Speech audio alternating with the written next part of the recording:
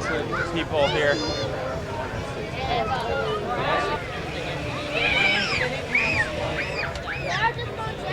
Yeah, water So alright, let's see what's over here. It has a webcam and it sends live video to the surface, so you can see what the robot sees. And so you're driving around, it's a lot like playing a video game. You chase fish around or whatever. And what we're working on now is internet control, so that you can log on to an ROV that's somewhere else in the world. Just as if you were going to play a video game, you log on, and instead of flipping bits, you're flipping rocks. You're doing stuff in real life, and that's kind of where we're trying to go with it. Light boards and whatnot. So what did you, were you like studying this kind of stuff? You can buy that from Jameco for like $8 or $9. I was doing it as a hobby in high school, and I was doing it as a hobby in college. In fact, I was always doing this stuff as a hobby, and a lot of times it interfered with school, but I was doing it because it was fun. And yeah, I mean, I think all the way back to Legos, you know. These electronic speed controllers. I have a bachelor's degree in mechanical engineering. I say I have a BS and ME, it's mostly BS, not that much ME. Yeah, it would be ridiculous, you know. So stuff that's in mass production you buy. It's a webcam is used here. This is a radio waves don't travel well through the water, so to get live video, the cape is a custom. You can build up. Okay, I'm here with Eric Stackpole at the 2013 Maker Faire. The last time I interviewed you was at 2010 Yuri's night, and you're working on PharmSat and spacecraft. Now you're going underwater, so give us a scoop on that. All right, yeah. So last time we talked, you're right. I guess I was working on spacecraft. I was building these CubeSat satellites, which are a really low-cost satellite. And those are revolutionary because, you know, spacecraft normally cost hundreds of millions of dollars, and we were able to do it for, you know, an order of magnitude less. We're doing the same thing now with robots, with ROVs. There are robotic submarines that are used in the industry to do, you know, really fancy oil prospecting type dives and, you know, pipeline management, but they cost tens or hundreds of thousands of dollars. What I've come up with a bunch of my friends is OpenROV. It's an open source, really low cost, do-it-yourself robotic submarine. ROV stands for remotely operated vehicle. And the idea is that if we can make it affordable so that anyone can get one, then we can kind of democratize exploration. We can crowdsource the design of this, and we can get a lot of these out into the world so that the things that can be discovered by chance are coming up all the time. Now you compare it to spacecraft, where spacecraft is extremely expensive. You can work for years on that, whereas here it is exploration, but it's the other way around, and it's actually far cheaper. And you also mentioning there's aliens underneath the water that you could reach. That's right. I mean, space is interesting because it's infinite and there's so much that's out there, but you know, it's really hard to go to a place where you can actually flip over a rock or do something. Most space exploration we do, space exploration, is just in low Earth orbit. It's orbiting the Earth and either looking at the stars from a distance or looking at the Earth from a distance.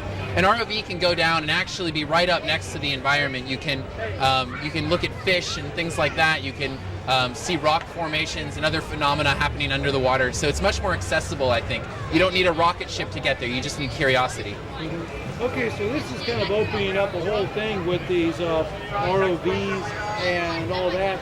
But okay, so continue on. So now you're on the cover of Make magazine, and I saw the huge thing. So what's that like?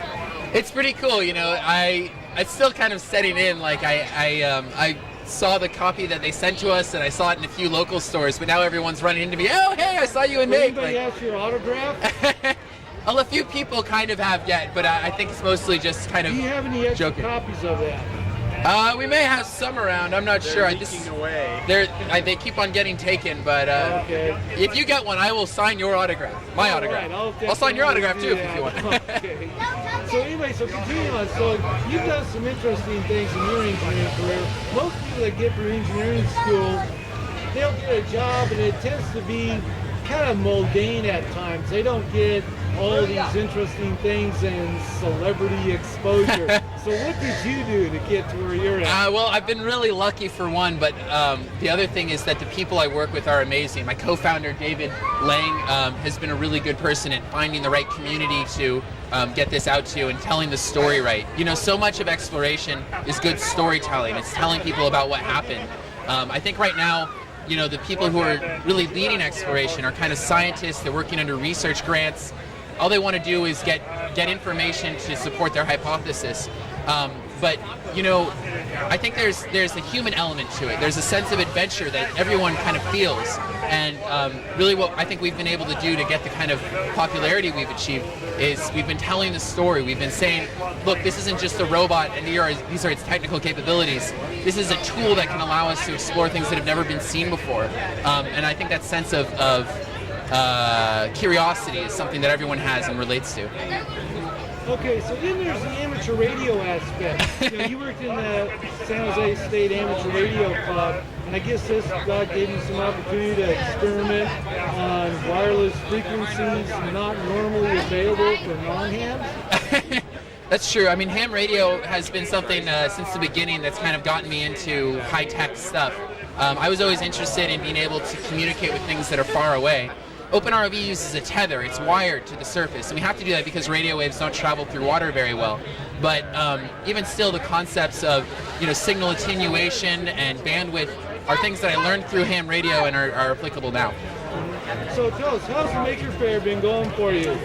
Maker Faire's been great. I'm surprised I still have any voice. We've been talking to so many people. We've been allowing kids to play with the robot, and some people have even been able to fly it around. It's just awesome because I see the same excitement everyone has that kind of gets me going. It's great to share that feeling with other people. And I think when people look at these, these underwater robots, is there like a particular question or like a certain theme or that's kind of common, or is it just the questions are scattered all about the spectrum? Well, a lot of people want to know the technical capabilities of the robot. They want to know how deep it goes and how far it goes and how it works. But I think a lot of people are also curious about how they could use it. I mean, people want to identify with something. They want to see that it could be applicable. And really what I see as perhaps one of the greatest potentials of OpenROV is that it can address the same sort of thing people address by wanting to play video games. If you go to a forum online and you ask a bunch of people what they like about video games, especially kids, there's three common themes that I found.